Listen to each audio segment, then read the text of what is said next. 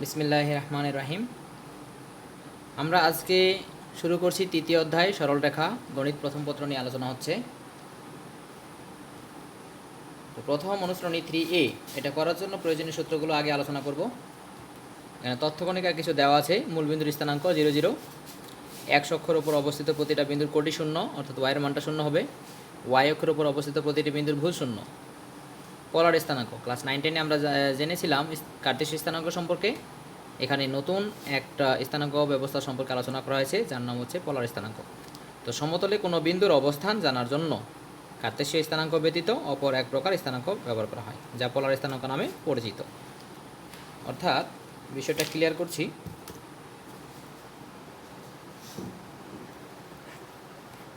এটা x অক্ষ, এটা হচ্ছে y অক্ষ। এখানে একটা বিন্দু xy, তাহলে এই অংশটার নাম যদি x হয়, ভুজের অংশ, এটা কোটির অংশ, এটার নাম হচ্ছে y। তাহলে এই বিন্দুর স্থানাঙ্ক হচ্ছে xy। তখন এই স্থানাঙ্ক ব্যবস্থাটাকে আমরা বলি কার্তেশীয় স্থানাঙ্ক। যদি এই xy-কে r থিটা এর সাহায্যে প্রকাশ করা যায়, তবে r থিটাকে বলবো আমরা পোলার স্থানাঙ্ক। তো r থিটা কীভাবে প্রকাশ করব? যদি মূল বিন্দু এবং এই বিন্দু সংযোগ করে দিই, যার নাম দেওয়া গেল r, আর এই অ্যাঙ্গেলটার নাম হচ্ছে থিটা। যদি আমরা এই থিটার মান জানি এবং r এর দূরত্ব জানি, আরটাকে বলা হচ্ছে এখানে ব্যাসার্ধ ভেক্টর, আর থিটাকে বলা হয় ভেক্টোরিয়ান অ্যাঙ্গেল। তাহলে এই r এবং থিটার সাহায্যেও আমরা এই বিন্দুটার অবস্থান নির্ণয় করতে পারবো। তখন এই স্থানাঙ্ক ব্যবস্থাটাকে বলা হচ্ছে পোলার স্থানাঙ্ক ব্যবস্থা। তাহলে এক্স ওয়াই এর মান জানা থাকলেও আমরা এই বিন্দুর অবস্থান নির্ণয় করতে পারবো, আর থিটা এর মান জানা থাকলেও এই বিন্দুর অবস্থান নির্ণয় করতে পারবো এক্স ওয়াই সমতলে। তাহলে এই আর থিটাকে বলা হচ্ছে পোলার স্থানাঙ্ক এবং এক্স ওয়াইকে বলা হয় কার্তেশীয় স্থানাঙ্ক। এখন আর থিটা এবং এক্স ওয়াইয়ের মধ্যে একটা রিলেশনশিপ তৈরি করা যাক। তাহলে এটা একটা সমকোণী ত্রিভুজ। যদি ও এ বি নাম দেওয়া যায়, তাহলে ও এ বি একটি সমকোণী ত্রিভুজ। এই সমকোণী ত্রিভুজ এর অতিভুজ হচ্ছে আর, লম্ব হচ্ছে ওয়াই, আর ভূমি হচ্ছে এক্স। তো এখান থেকে পিথাগোরাসের উপপাদ্য অ্যাপ্লাই করলে আমরা জানি যে অতিভুজ স্কোয়ার ইকুয়াল টু ভূমি স্কোয়ার প্লাস লম্ব স্কোয়ার। তাহলে অতএব আর ইকুয়াল টু পাবো root over x square plus Y square. তাহলে এখানে যদি আমাদের এক্স ওয়াই এর মান জানা থাকে, তাহলে আমরা আর এর মান বের করতে পারছি। আবার ওয়াই হচ্ছে লম্ব আর এক্স হচ্ছে ভূমি। লম্ব আর ভূমিদের সূত্র আছে ট্যান থিটা। তাহলে ট্যান থিটা ইকুয়াল টু লম্ব বাই ভূমি। তাহলে theta equal to tan inverse লম্ব বাই ভূমি। তাহলে এই সূত্রের সাহায্যে আমরা থিটা নির্ণয় করতে পারছি। তাহলে যদি এক্স এবং ওয়াই এর মান জানা থাকে, তাহলে আমরা আর এবং থিটা এর মান নির্ণয় করতে পারবো এই দুই সূত্রের সাহায্যে। আবার দেখো, আর এর মান আর থিটার মান যদি জানা থাকে, তাহলে এক্স এবং ওয়াই কীভাবে বের করতে পারি? তো এখানে এক্স হচ্ছে ভূমি আর আর হচ্ছে অতিভুজ। ভূমি আর অতিভুজদের সূত্র আছে কস থিটা ইকুয়াল টু ভূমি বাই অতিভুজ হচ্ছে আর। তাহলে এক্স ইকুয়াল টু পাচ্ছি আর কস থিটা। এই যে আর এবং থিটার মান জানা থাকলে আমরা এক্স এর মান পেয়ে যাচ্ছি। আবার এখান থেকে ওয়াইটা হচ্ছে লম্ব আর হচ্ছে অতিভুজ। তাহলে আমরা জানি সাইন থিটা ইকুয়াল টু লম্ব বাই অতিভুজ। এখান থেকে y equal to R sine theta. এই সূত্রের সাহায্যে আমরা ওয়াই এর মান বের করতে পারবো। তাহলে এক্স ওয়াই এর মান জানা থাকলে আমরা আর এবং থিটার মান নির্ণয় করতে পারবো। আর equal to root over x square plus Y square এই সূত্রের সাহায্যে, আর theta equal to tan inverse Y by X এই সূত্রের সাহায্যে। আর যদি আর থিটা জানা থাকে, তাহলে এক্স এর মান x equal to R cos theta, y এর মান y equal to R sine theta এই সূত্রের সাহায্যে আমরা নির্ণয় করতে পারবো। আচ্ছা, এখন থিটাটা যদি প্রথম চতুর্ভাগে অবস্থান করে বিন্দুটা, তাহলে সেই ক্ষেত্রে থিটা এর মান হচ্ছে tan inverse Y by x. কিন্তু যদি থিটা দ্বিতীয় চতুর্ভাগে থাকে, তাহলে কিন্তু tan inverse Y by x হবে না। কেননা যে আমরা জানি এখানে যে থিটা বলছি, এই থিটাটা হচ্ছে এক্স অক্ষের, এই যে এক্স অক্ষের ধনাত্মক দিক, এটা এক্স অক্ষের ধনাত্মক দিকের সাথে যে কোণ উৎপন্ন করে এটাই হচ্ছে থিটা। তাহলে এক্স অক্ষের ধনাত্মক দিকের সাথে এই কোণটা উৎপন্ন করেছি। আর তাহলে এখানে থিটা ইকুয়াল টু আমরা লিখতে পারবো pi minus tan inverse Y by X, Y by x. অর্থাৎ এখানে আমরা ওয়াই এবং এক্স এর মানগুলো পজিটিভ মান নেব, কোনো চিহ্ন নেব না, চিহ্ন ছাড়াই নেব। তাহলে থিটা ইকুয়াল টু হবে pi minus tan inverse Y by X. আবার যদি আমরা কোণটাকে এভাবে কাউন্ট করতে চাই ঘড়ি কাটার দিকে, তাহলে এখানে থিটা ইকুয়াল টু হচ্ছে pi plus tan inverse Y by x. তো সেই ক্ষেত্রে সামনে একটা আমাদের নেগেটিভ চিহ্ন ব্যবহার করতে হবে। যদি ঘড়ির কাঁটার বিপরীত দিকে হয় তাহলে পজিটিভ, আর ঘড়ির কাঁটার দিকে হলে নেগেটিভ। অনুরূপভাবে তৃতীয় চতুর্ভাগে থিটা এর মান হবে pi plus tan inverse Y by x. যদি আমরা ঘড়ির কাঁটার বিপরীত দিকে নিই, এই যে এইভাবে কোণটা উৎপন্ন হবে। আর যদি ঘড়ির কাঁটার দিকে নিই, থিটা ইকুয়াল টু হচ্ছে minus pi minus tan inverse Y by x, অর্থাৎ এই দিক থেকে কোণটা নিলে দেখো এটা 180 ডিগ্রি, তার থেকে থিটা কম হবে, তাহলে এটা হচ্ছে pi minus tan inverse Y by x. তো অনুরূপভাবে চতুর্থ চতুর্ভাগে থিটা ইকুয়াল টু হচ্ছে tan inverse Y by x. যদি আমরা ঘড়ির কাঁটার দিকে নিই তাহলে এখানে মাইনাস, আর যদি ঘড়ির কাঁটার বিপরীত দিকে নিই তাহলে কোণ হচ্ছে এইখান থেকে শুরু করে এই পর্যন্ত, তখন হবে 2 pi minus tan inverse Y by X, আর সামনে প্লাস চিহ্ন। তাহলে আমরা চারটা চতুর্ভাগের জন্য থিটা এর মানগুলো সূত্র আকার এখানে দেখে নিই। প্রথম চতুর্ভাগে theta equal to tan inverse Y by X, দ্বিতীয় চতুর্ভাগে theta equal to pi minus tan inverse Y by X, তৃতীয় চতুর্ভাগে theta equal to pi plus tan inverse Y by X, এবং চতুর্থ চতুর্ভাগে theta equal to tan inverse 2 pi minus tan inverse Y by x. অর্থাৎ আমরা প্রত্যেকটা চতুর্ভাগে কিন্তু দুটা করে কোণ পাবো, একটা ছোট একটা বড়, একটা ঘড়ি কাঁটার দিকে কাউন্ট করলে, একটা ঘড়ি কাঁটার বিপরীত দিকে কাউন্ট করলে। তবে আমি এখানে ছোট ছোট কোণগুলোই লিখেছি। ছোট কোণগুলো হচ্ছে মুখ্য মান, আর বড় কোণগুলোতে যে মানটা দেবে সেটা হচ্ছে গৌণ মান। আচ্ছা, আমরা এখন অঙ্ক শুরু করি। তো আরও সূত্র রয়েছে, দুটি বিন্দুর দূরত্ব নির্ণয়ের সূত্র আমরা জানি যে ভুজদ্বয়ের অন্তর তার স্কোয়ার প্লাস কোটিদ্বয়ের অন্তর তার স্কোয়ার রোভার।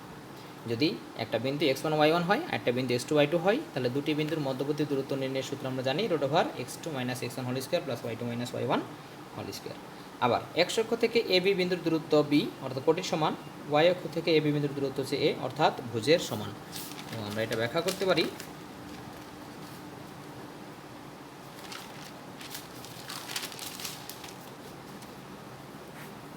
যদি এখানে একটা বিন্দু থাকে যে AB, তাহলে এই অংশটার নাম হচ্ছে এ আর এই অংশটার নাম হচ্ছে বি। তাহলে তো এই বিন্দুর স্থানাঙ্ক হচ্ছে এবি। তো এই বিন্দুটা এই যে এক্স অক্ষ থেকে দূরত্ব কত বি, কোটির সমান। আবার এই বিন্দুটা ওয়াই অক্ষ থেকে দূরত্ব কত, তাহলে এই বাহুটা আর এই বাহুটা পরস্পর সমান, তাহলে এটা এ হলে এটাও এ হচ্ছে, তাহলে এটা ভুজের সমান। তাহলে কোনো বিন্দুর দূরত্ব এক্স অক্ষ থেকে হলে কোটির সমান হবে, আর ওয়াই অক্ষ থেকে ওই বিন্দুর দূরত্ব হবে ভুজের সমান। এখন অঙ্ক শুরু করি। এখানে বলা আছে -4 বিন্দুটির পোলার স্থানাঙ্ক নির্ণয় করো। -4 বিন্দুটির পোলার স্থানাঙ্ক নির্ণয় করো। তাহলে এখানে -4 যে বিন্দুটা দেওয়া আছে এটা কার্টেসীয় স্থানাঙ্ক, একটা x এর মান আর একটা আছে y এর মান। এখন এটা বের করতে হবে r থিটা। তো সমাধানে চলে যাচ্ছি। মনে করি -4 বিন্দুটির পোলার স্থানাঙ্ক হবে r থিটা। তাহলে কার্টেসীয় এবং পোলার স্থানাঙ্কের সম্পর্ক থেকে আমরা জানি r = √x² + y²। তাহলে x এর মান বসিয়ে দিই, y এর মান বসিয়ে দিই, তাহলে পেয়ে গেলাম আমরা 4√2r এর মান। যেহেতু -4 বিন্দুটি তৃতীয় চতুর্ভাগে অবস্থিত, আর তৃতীয় চতুর্ভাগে আমরা থিটার জন্য সূত্র জানতাম pi plus tan inverse Y by X, আর তৃতীয় চতুর্ভাগে থিটার মানটা হবে পাই থেকে 3π/2 এর মধ্যে। তাই থিটা = সূত্র জানি pi plus tan inverse Y by X. তাহলে pi plus tan inverse -4/-4, modulus চিহ্ন নিয়েছি কারণ চিহ্ন নেব না। তাহলে কত হচ্ছে এখানে 1। তাহলে ট্যান ইনভার্স 1 এর মান আমরা জানি পাই/4, তাহলে পাই প্লাস পাই/4 ইকুয়াল টু হচ্ছে 5π/4। তাহলে -4 বিন্দুটির পোলার স্থানাঙ্ক হবে 4√2 আর 5π/4। এবার দেখি যে x² a² plus y² b² equal to 1 সমীকরণটির পোলার আকারে প্রকাশ করো। তো এখানে x এবং y দিয়ে যে সমীকরণটা বলা আছে সেটা হচ্ছে কার্টেসীয় সমীকরণ। যদি পোলার আকারে প্রকাশ করতে হয় তাহলে সমীকরণে x এবং y থাকা যাবে না, এখানে আমাদের নিয়ে আসতে হবে r থিটা, অর্থাৎ x y এর পরিবর্তে সমীকরণটাকে r থিটার মাধ্যমে প্রকাশ করতে হবে। তো সমাধানে চলে যাচ্ছি।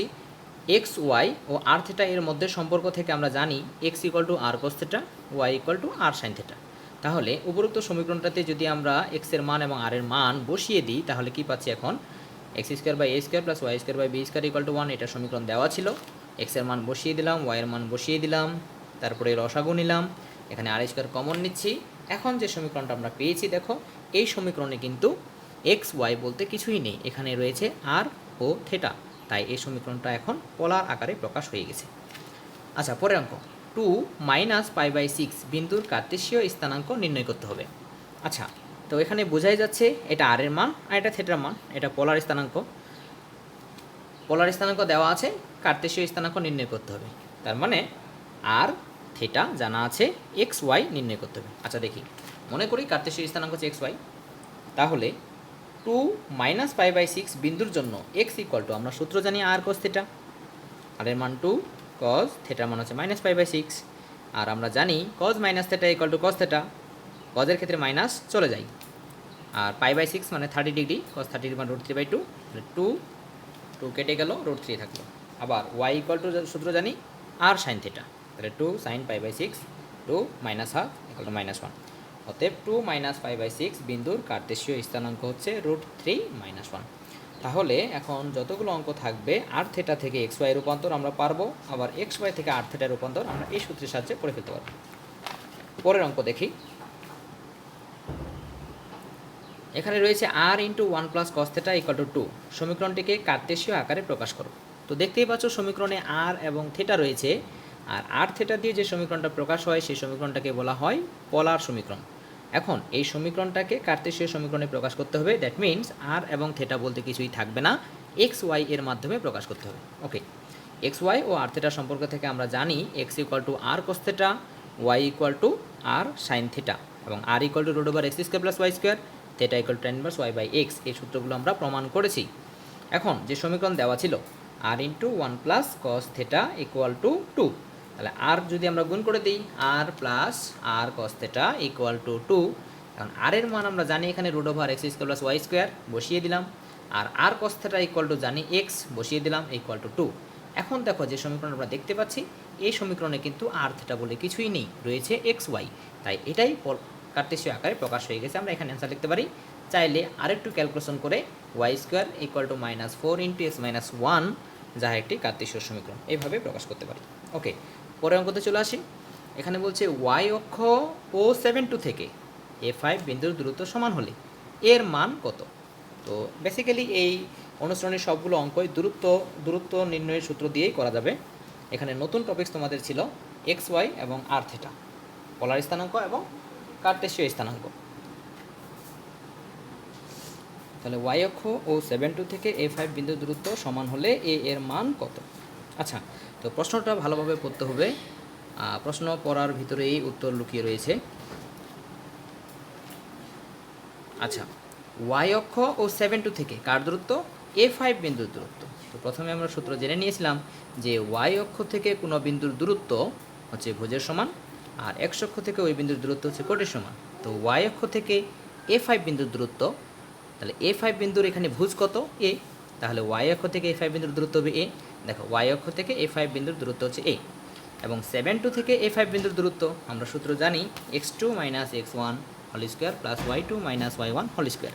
তো এখানে শর্ত বলছে এই দুটো মান সমান হবে, তাহলে শর্ত মতো আমরা লিখতে পারি a equal to √a - 7 whole square plus 5 - 2 whole square. তাহলে যদি আমরা ক্যালকুলেশন করি, ক্যালকুলেশনে a ইকুয়াল টু পাচ্ছি 29/7, এর মান জানতে চাইছিল, এটা অ্যান্সার। পরে অঙ্কতে আসি, কি বলছে, একটি বিন্দুর কোটি এর ভুজের দ্বিগুণ যদি এর দূরত্ব 4 বিন্দু থেকে আবার পড়ছে, একটি বিন্দুর কোটি এর ভুজের দ্বিগুণ যদি এর দূরত্ব 43 বিন্দু থেকে √10 একক হয়, তবে বিন্দুটির স্থানাঙ্ক নির্ণয় করো। কোন বিন্দুটার স্থানাঙ্ক নির্ণয় করব, যে বিন্দুটার ভুজ কোটি হচ্ছে ভুজের দ্বিগুণ। অর্থাৎ মনে করি বিন্দুটির ভুজ হচ্ছে এ, তাহলে কোটি হবে 2a, তাহলে বিন্দুটা পেয়ে যাচ্ছি আমরা a 2a। এই বিন্দু থেকে 4-5 বিন্দুর দূরত্ব √10 একক, এটা বলে দেওয়া আছে প্রশ্নে। তাহলে আমরা দূরত্ব নির্ণয়ের সূত্রটা অ্যাপ্লাই করি এই বিন্দু এবং এই বিন্দু থেকে, অর্থাৎ √x1 - x2 whole square plus y1 - y2 whole square. আচ্ছা, ইকুয়াল কত হবে, √10। তাহলে যদি আমরা এখন এটা সমাধান করি, তাহলে সমাধান করলেই আমরা পেয়ে যাচ্ছি এখানে এর মান, আর এখানে বলা হয়েছিল বিন্দুটার স্থানাঙ্ক কত। তাহলে সমাধান করলে আমরা এর মান পেয়েছি 13, আর বিন্দুটা ছিল a to a, তাহলে এর মান 1 হলে এখানে 2 হবে, অথবা 3 হলে 6 হবে। তাহলে বিন্দুটা হচ্ছে 1 2 অথবা 3 6। আচ্ছা, পরের অঙ্কতে আসি। বলছে একটি সমবাহু ত্রিভুজের দুটি শীর্ষবিন্দুর স্থানাঙ্ক 0-4 এবং 0-4 হলে তৃতীয় শীর্ষবিন্দুর স্থানাঙ্ক নির্ণয় করো। তাহলে আমরা চিত্রটাতে একটু দেখি, এটা এক্স অক্ষ আর এটা হচ্ছে ওয়াই অক্ষ। যেহেতু বিন্দুটা হচ্ছে 0-4 এবং 0-4, আর আমরা জানি যে ওয়াই অক্ষের উপরে ভুজের মান শূন্য হয়, যেহেতু দুটা স্থানাঙ্কতেই ভুজের মান শূন্য দেওয়া আছে, তাই বিন্দু দুটি ওয়াই অক্ষের উপর অবস্থিত হবে। তাহলে 0-4 বিন্দুটা বি বিন্দু, 0-4 বিন্দুটা এ বিন্দু ধরে নিলাম। যেহেতু ত্রিভুজটা সমবাহু ত্রিভুজ, তাহলে তৃতীয় শীর্ষবিন্দু নিশ্চয়ই এক্স অক্ষের উপর হবে, হয় ডান পাশে না হয় বাম পাশে। তো আমরা ধরে নিলাম শীর্ষবিন্দুটা এক্স অক্ষের উপর সি অথবা সি প্রাইম। তাহলে এখন আমাদের সি বিন্দুর স্থানাঙ্ক জানতে হবে। আচ্ছা, তো আমরা চিত্র থেকে, অর্থাৎ যেহেতু ত্রিভুজটা সমবাহু ছিল, তাই লিখতে পারি এ বি সমান বিসি সমান সি এ। তো মনে করি সি বিন্দুর স্থানাঙ্ক হবে x0। যদি ডান পাশে হয় তাহলে এটা হচ্ছে x0, বাম পাশে হলে হবে -x0, তাই আমরা বিন্দুটা লিখতে পারি +-x0। আচ্ছা, তাহলে এ বি ইকুয়াল কত হবে? আমরা জানি ও ছিল মূলবিন্দু অর্থাৎ 0-0, ও এ 4 একক, ও বি 4 একক, তাহলে মোট হচ্ছে এ বি ইকুয়াল টু 8 একক। তাহলে O A equal to 4, A B equal to 8, আর এ বি ইকুয়াল টু 8 হলে এসি ইকুয়াল টু 8 হবে, বিসি ইকুয়াল টু 8 হবে, যেহেতু ত্রিভুজটা সমবাহু ছিল। তাহলে ও এ ইকুয়াল টু হচ্ছে 4 একক আর এসি ইকুয়াল টু হচ্ছে 8 একক। তাহলে ওসি আমাদের বের করতে হবে। ওসি আমরা ধরে নিয়েছি এক্স। তাহলে ত্রিভুজ এ ও সি সমকোণী ত্রিভুজ হতে আমরা লিখতে পারবো লম্ব স্কোয়ার প্লাস ভূমি স্কোয়ার ইকুয়াল টু অতিভুজ স্কোয়ার। এখানে ও এ এর মান 4, ও সি এর মান এক্স, এসি এর মান 8, সমাধান করলে এক্স ইকুয়াল টু পেয়ে যাচ্ছি +-4√3। তো এক্স যদি ডান পাশে হয় তাহলে +4√3, এক্স যদি বাম পাশে হয় তাহলে হচ্ছে -4√3। তাহলে তৃতীয় শীর্ষবিন্দুর স্থানাঙ্ক হবে +-4√30। আচ্ছা, পরের অঙ্ক বলছে একটি বৃত্তের ব্যাসার্ধ 5, কেন্দ্রের স্থানাঙ্ক 5-3, এর যে 3-2 বিন্দুতে সমদ্বিখণ্ডিত হয় তার দৈর্ঘ্য নির্ণয় করো। তাহলে আমরা বৃত্ত আগে এঁকে নিই। ও এ বি একটা বৃত্ত, ও হচ্ছে কেন্দ্র, কেন্দ্রের মান দেওয়া আছে 5-3, আর যে এর দৈর্ঘ্য নির্ণয় করতে হবে সেই যেটা আমরা ধরে নিচ্ছি এ বি জে। এর মধ্যবিন্দু ডি বিন্দুর স্থানাঙ্ক দেওয়া আছে 3-2, আর এর ব্যাসার্ধ দেওয়া আছে কত? ব্যাসার্ধ দেওয়া আছে 5। তাহলে ও এ ইকুয়ালটা আমরা ধরে নিচ্ছি 5। তাহলে এখন চিত্রে ও বিন্দুর স্থানাঙ্ক 5-3, ডি বিন্দুর স্থানাঙ্ক 3-2, আর ব্যাসার্ধ ও এ ইকুয়াল টু 5। তাহলে আমরা ও বিন্দু এবং ডি বিন্দুর মধ্যবর্তী দূরত্ব নির্ণয় করতে পারি। ও ডি সমান √(x1 - x2) plus y1 - y2). আচ্ছা, তাহলে ও ডি এর মান পেয়ে গেলাম আমরা √5। এখন ও ডি জানা আছে, ও এ এর মান 5 জানা আছে, এডি বের করতে হবে। আমরা জানি কোনো জ্যা এর মধ্যবিন্দু এবং কেন্দ্রের সংযোজক রেখা ওই জ্যায়ের উপর লম্ব। তাহলে এই উপপাদ্য থেকে এটা প্রমাণ হয়ে যাচ্ছে যে ওডিটা এ বি এর উপরে লম্ব। যদি ওডি এ বি এর উপর লম্ব হয় তাহলে ও এ ডি একটা সমকোণী ত্রিভুজ। তাহলে ও এ ডি সমকোণী ত্রিভুজ হতে আমরা পাই AD square plus OD square equal to O A square. তাহলে মান বসিয়ে দিই, সমাধান করলে এডি এর মান পেয়ে যাচ্ছি 2√5। আর আমরা জানি এডিটা হচ্ছে এ বি এর অর্ধেক। তাহলে এডি আর বিডি যেহেতু সমান, তাই এডিকে 2 দ্বারা গুণ করলেই আমরা পেয়ে যাচ্ছি এ বি এর মান। তাহলে এ বি এর মান হচ্ছে 4√5। ওকে, পরের অঙ্কতে আসি। এখানে বলে দেওয়া আছে 1 - 2 2 0 4 4 বিন্দু তিনটি একই সরলরেখার উপর অবস্থিত, এটা প্রমাণ করতে হবে। আচ্ছা, তাহলে আমরা ধরে নিচ্ছি এ বিন্দুর স্থানাঙ্ক 1 - 2, বি বিন্দু 2 0, সি বিন্দু 4 4। আমরা কিন্তু গ্রাফ পেপারে এই বিন্দুগুলো বসাইনি, আমরা ধরে নিয়েছি এ বিন্দুটার স্থানাঙ্ক এটা, বি বিন্দুর স্থানাঙ্ক এটা, সি বিন্দুর স্থানাঙ্ক এটা। তাহলে চিত্রে এ বি সি বিন্দু তিনটি একই রেখায় অবস্থিত হবে যদি A B plus BC equal to AC হয়। তাহলে দেখো, এই বিন্দু তিনটা যদি একই রেখায় অবস্থিত হয় তাহলেই এ বি আর বিসি যোগ করলে এসি এর সমান হবে, এটা তো শর্ত। আচ্ছা, তাহলে এখন এ বি বের করে ফেলি। এ বিন্দুর স্থানাঙ্ক জানা আছে, বি বিন্দুর স্থানাঙ্ক জানা আছে, তাহলে সূত্রের সাহায্যে আমরা এ বি এর দূরত্ব বের করতে পারছি √5। বিসি এর বিন্দু থেকে আমরা পেয়ে যাচ্ছি 2√5, এসি এর দূরত্ব পেয়ে যাচ্ছি 3√5। এখন এ বি এবং বিসি এর মান যদি যোগ করি আমরা পেয়ে